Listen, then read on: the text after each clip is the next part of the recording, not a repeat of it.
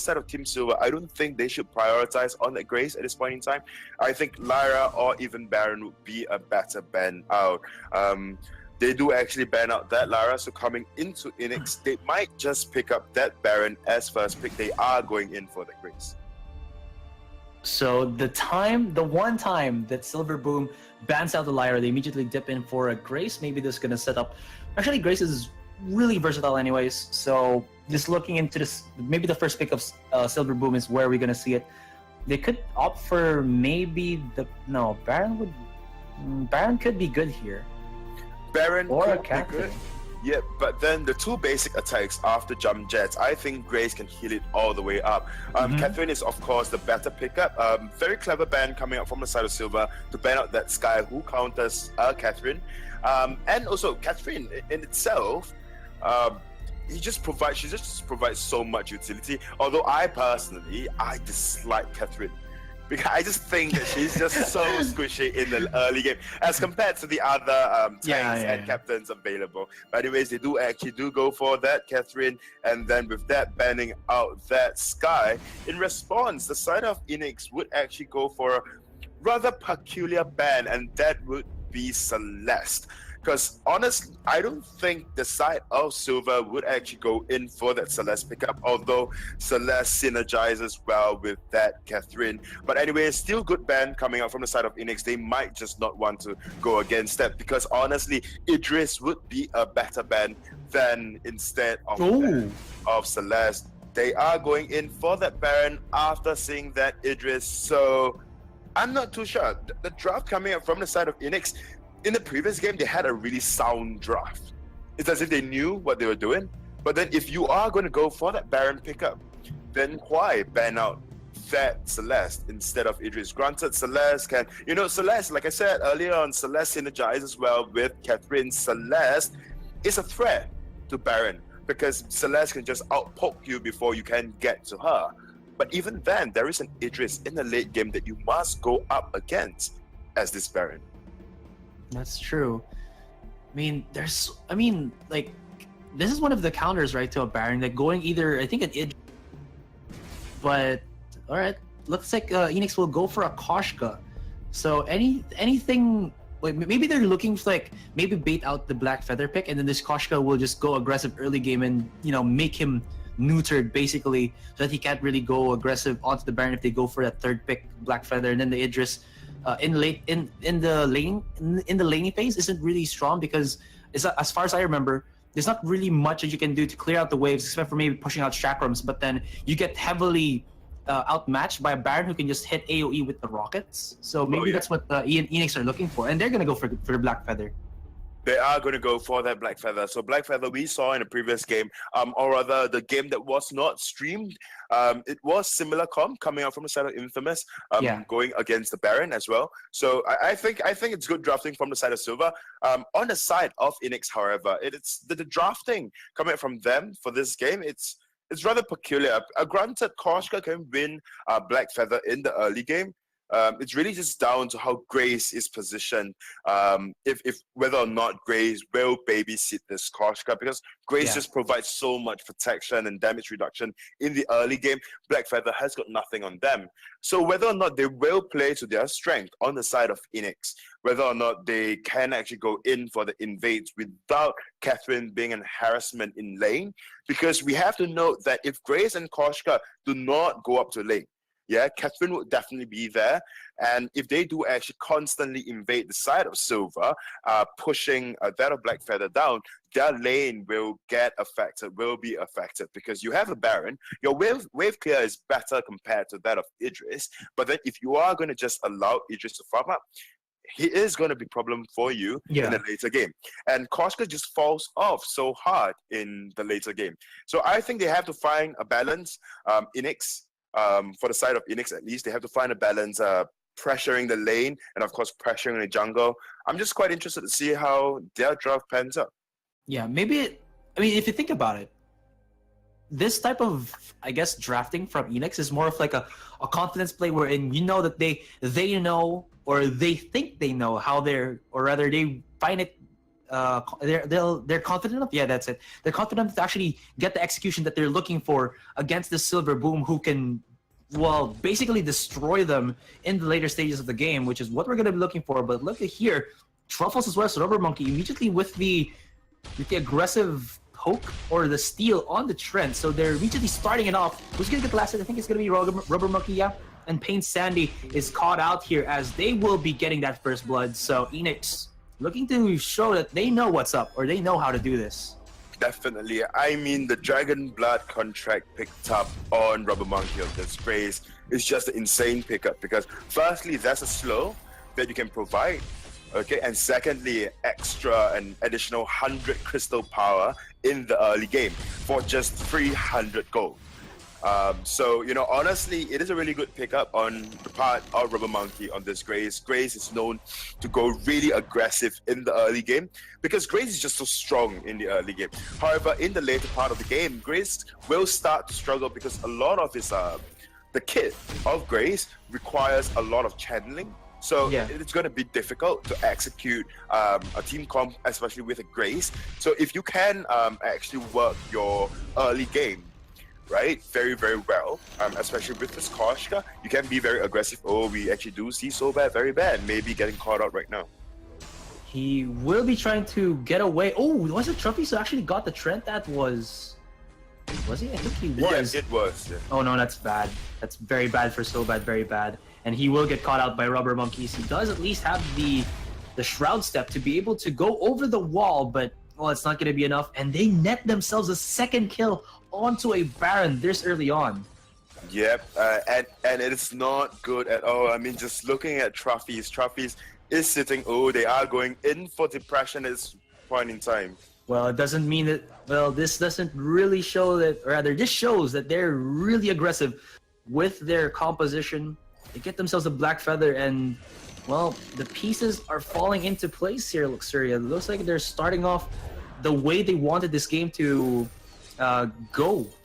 Definitely. I mean, we do see the side of Truffy's actually just picking up that minion candy just to push the wave a little further, just to, you know, just to shove that wave into so bad, very bad wave. Oh, Pain Sandy.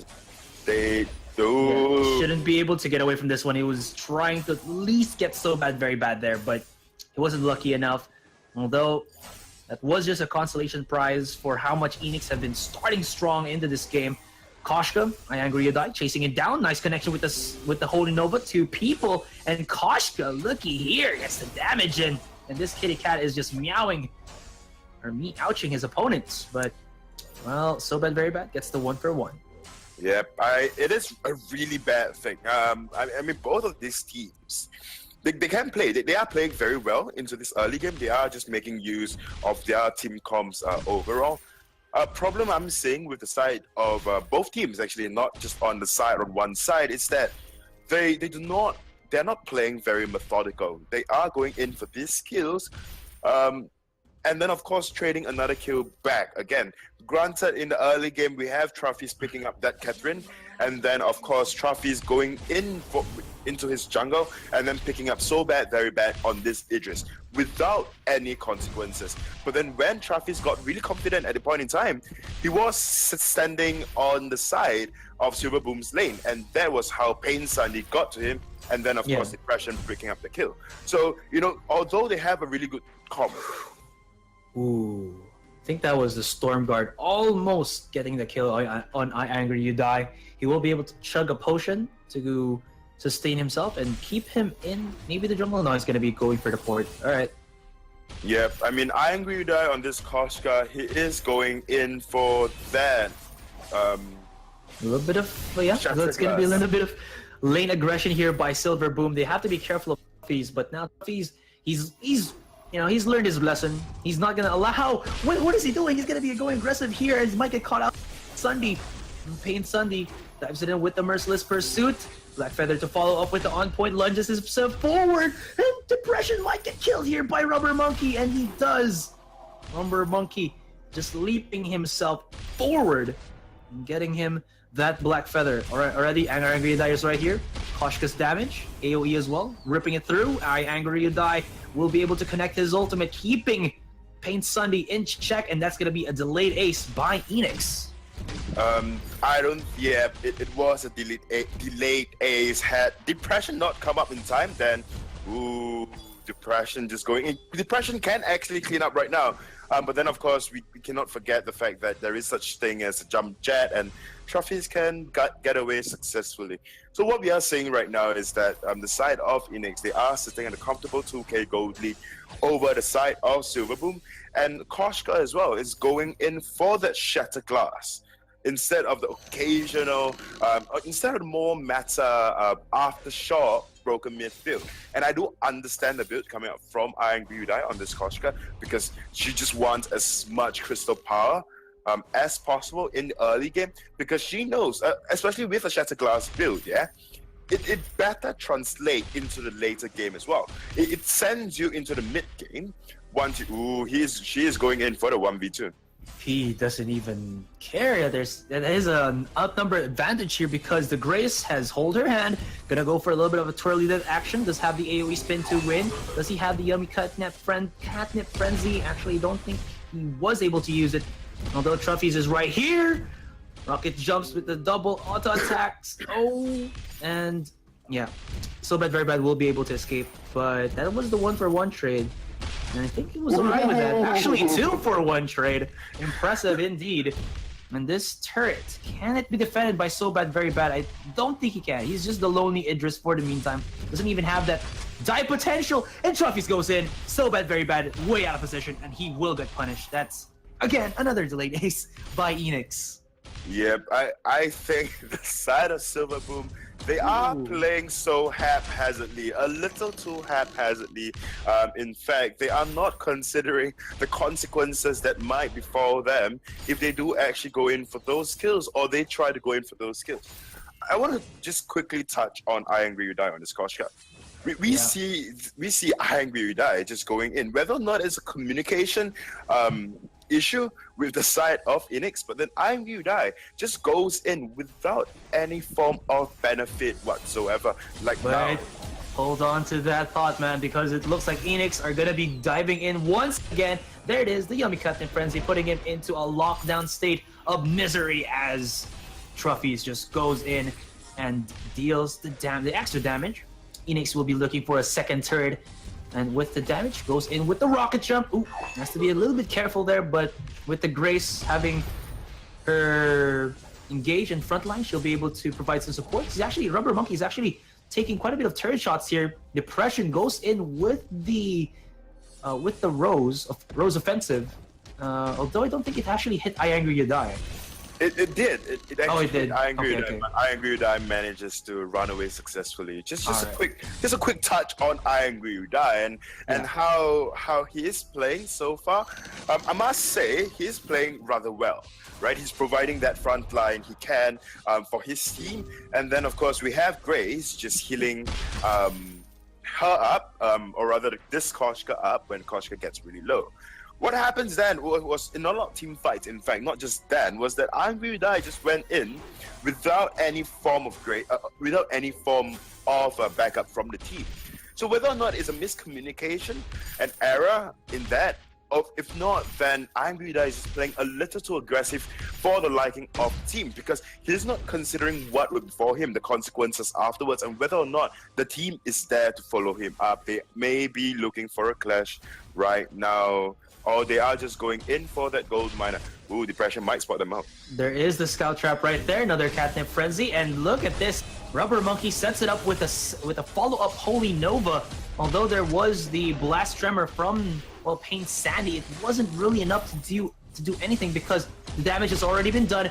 Ooh, that was so close from the Shimmer Strike there, and Iron Gyudai finally nets the real ace.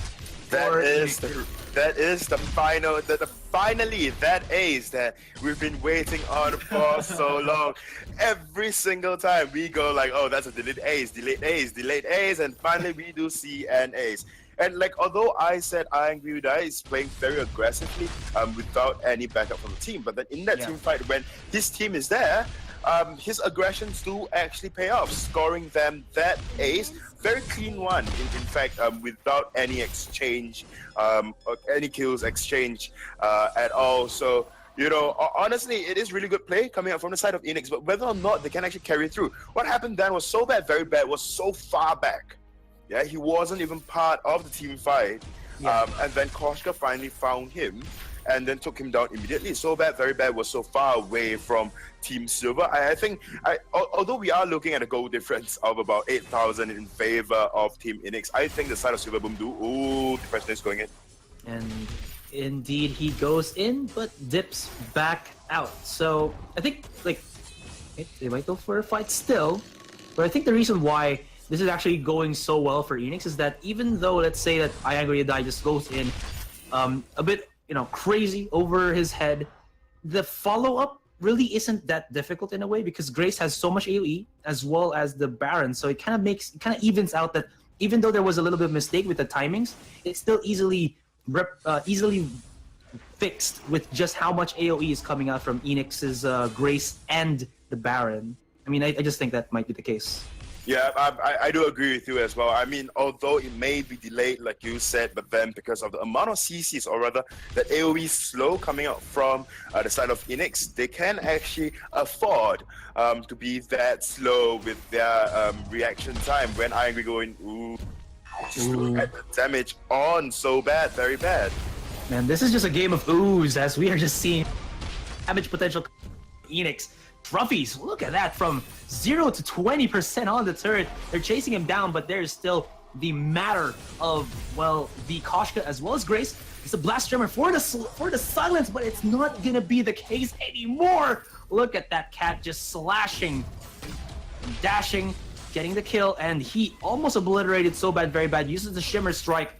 Well, it's a little bit of a shine, and this Idris goes down, and Eanix looks to actually get this game 2-0. What a game. They might actually get this game 2-0. I mean, that second Crystal Turret is going down so fast, and I think that would be that Vein Crystal popping. He's doing it. Rubber Monkey and Vainglory do get the kill onto Depression, and he is just slashing onto the Vein. One more shot, and there you go. That's the rocket to victory. Vainglory. There you go, 2-0. Vainglory, indeed. Ending the third series, we actually do see Eanix coming out on top over the side of Silver Boom with 2-0. So just going through the team comp really quickly, like I said in the game before, or rather before this game started, I really like the team comp coming out from the side of Eanix, although it's kind of, I just don't like the fact that